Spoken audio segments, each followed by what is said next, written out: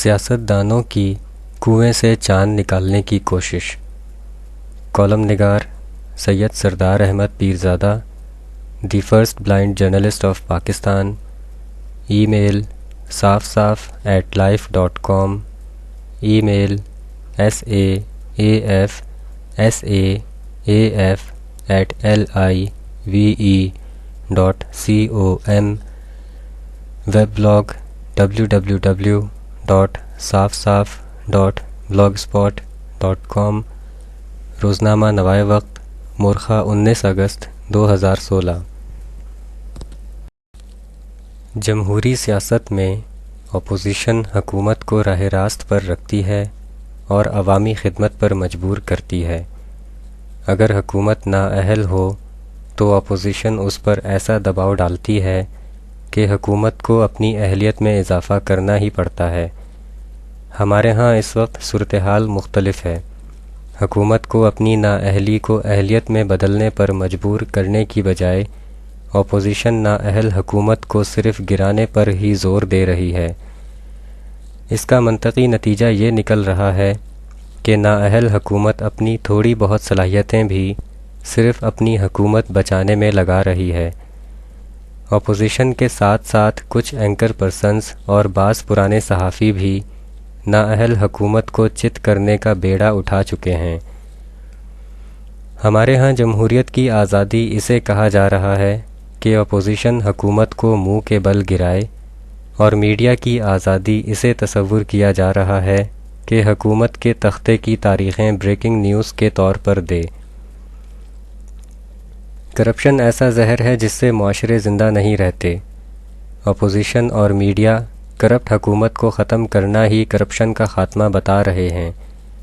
یہ نہیں بتایا جا رہا کہ اپوزیشن اور کچھ میڈیا پرسنز بھی کرپشن کے جھولے سے لطف اندوز ہو رہے ہیں۔ سوال یہ ہے کہ کیا موجودہ حکومت کے خاتمے سے ملک میں کرپشن ختم ہو جائے گی؟ کیا اگلی حکومت ہرگز کرپٹ نہیں ہوگی؟ یا کیا کرپشن کے مکمل خاتمے کے لیے کسی سخت قانون سازی کی ضرورت ہے؟ حکومت اور اپوزیشن کی طرف سے پاناما لیکس کے TORs پر اختلافات صرف اپنی اپنی ضد کا نتیجہ ہیں۔ پیپلز پارٹی اپنے رہنما بچانے کے لیے TORs کے کندھے استعمال کر رہی ہے، جبکہ عمران خان اپنے وزیر اعظم بننے کے خواب کو سچا کرنے کے لیے TORs کا دنگل شروع کیے ہوئے ہیں۔ حکومت نیک نیتی سے پاناما لیکس کے TORs بنانے کی بجائے پیپلز پارٹی اور تحریک انصاف کی کمزوریاں اچھال کر اپنی دفاعی حکمت عملی جاری رکھے ہوئے ہے۔ حکومت اور اپوزیشن کی ان ذاتی ہٹ دھرمیوں اور ضد بازیوں کے نتیجے میں دوسرے بہت سے حساس اور اہم معاملات نظر انداز ہو رہے ہیں، جس کی ایک مثال بھارتی وزیر اعظم مودی کی بلوچستان کے حوالے سے گفتگو ہے۔ سانپ مودی کے اس ڈنک کے جواب میں حکومت نے صرف بیانات دینے پر ہی اکتفا کیا۔ کیا اس معاملے پر حکومت پاکستان بھارتی سفیر کو دفتر خارجہ بلا کر اس کی سخت سرزنش نہیں کر سکتی تھی؟ دوسری طرف سب سے بڑی اپوزیشن پارٹی کے رہنما بلاول بھٹو نے 3 دن بعد اس پر محض مذمتی بیان جاری کیا۔ اگر مودی کے اس خوفناک اور حساس بیان کا مقابلہ اپوزیشن اور حکومت کی آپس کی ذاتی لڑائیوں سے کریں تو صاف پتہ چل جاتا ہے کہ حکومت اور اپوزیشن ملک کے خلاف اٹھنے والی بیرونی سازشوں کے جواب میں کتنی ٹھنڈی اور کمزور حکمت عملی اپنائے ہوئے ہیں۔ اگر دیکھا جائے تو حکومتی اور اپوزیشن پارٹیاں اپنے رہنماؤں کا دفاع زندگی موت کی لڑائیاں سمجھ کر کرتی ہیں، جبکہ ملک کے دفاع میں رسمی جملے ہی کافی سمجھے جاتے ہیں۔ بے شک بھارت اور افغانستان کی سرپرستی میں کام کرنے والے دہشت گردوں کا قلع قمع کرنے کی ذمہ داری سیکیورٹی اداروں کی ہی ہے، لیکن سیکیورٹی اداروں کی حوصلہ افزائی اور انہیں سہولتیں دینے کے حوالے سے ہم اپنے سیاستدانوں کا رویہ بخوبی جانتے ہیں۔ وزیر داخلہ چودھری نثار نے جب سیکیورٹی اداروں کو بے شرمی سے تنقید کا نشانہ بنانے پر بعض چالاک سیاستدانوں کو شٹ اپ کال دی تو ان سب نے اپنی لمبی زبانوں کا رخ چودھری نثار کی طرف کر دیا۔ کیا اپنی جان قربان کرنے والے سیکیورٹی اداروں کی عزت کرنا اور ان کی حوصلہ افزائی کرنا صرف وزیر داخلہ چودھری نثار کا ہی فرض ہے؟ حکومت اور اپوزیشن کی نامردگی والی پالیسیوں اور ذاتی لڑائیوں کے نتیجے میں ہی سیکیورٹی اداروں نے سیکیورٹی انتظامات بہتر کرنے کے لیے ایک ایسا اقدام کیا ہے جس کا احساس فی الحال حکومت اور اپوزیشن کو نہیں ہے، یعنی نیشنل ایکشن پلان کی مانیٹرنگ کی سربراہی lieutenant general retired Nasir Khan Janjua کے سپرد کی گئی ہے۔ اس کی خاص بات یہ ہے کہ کمیٹی کے اراکین میں سول، ملٹری، پولیس اور خفیہ اداروں کے افسران شامل ہیں، جبکہ حکومت یا اپوزیشن کا کوئی بھی سیاسی فرد اس کمیٹی کا رکن نہیں ہے۔ جہاں یہ سیاستدانوں کے لیے شرم کا مقام ہے، وہیں انہیں اپنے رویوں پر غور و فکر کی بھی ضرورت ہے۔ پاک فوج سب کچھ برداشت کر سکتی ہے، لیکن بھارتی دہشت گردی برداشت نہیں کر سکتی۔